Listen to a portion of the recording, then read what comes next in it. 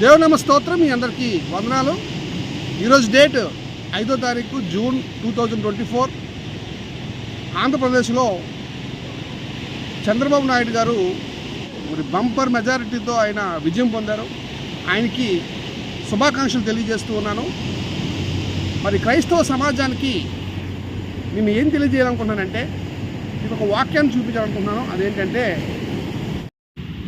రోమీలు రాసిన పత్రిక 13వ అధ్యాయము 1వ వచనము, ప్రతి వాడును పై అధికారులకు లోబడి ఉండవలెను, ఏలయనగా దేవుని వలన కలిగినది తప్ప మరి ఏ అధికారమును లేదు, ఉన్న అధికారములు దేవుని వల్లనే నియమింపబడి ఉన్నవి.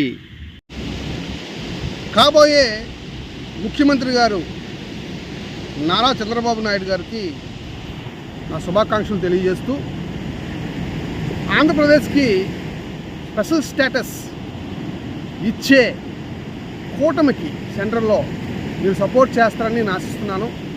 అది ఎన్డీఏ కానివ్వండి, లేదా ఇండియా కూటమి కానివ్వండి, ఎవరైతే స్పెషల్ స్టేటస్ ఇస్తారో వారికి మీ సపోర్టు ఇస్తూ ఆంధ్రప్రదేశ్కి స్టేటస్ని తీసుకొస్తారని నేను విశ్వసిస్తూ, మరొకసారి మరి చంద్రబాబు నాయుడు గారికి, పవన్ కళ్యాణ్ గారికి నా శుభాకాంక్షలు తెలియజేస్తూ వందనాలు తెలియజేస్తున్నాను.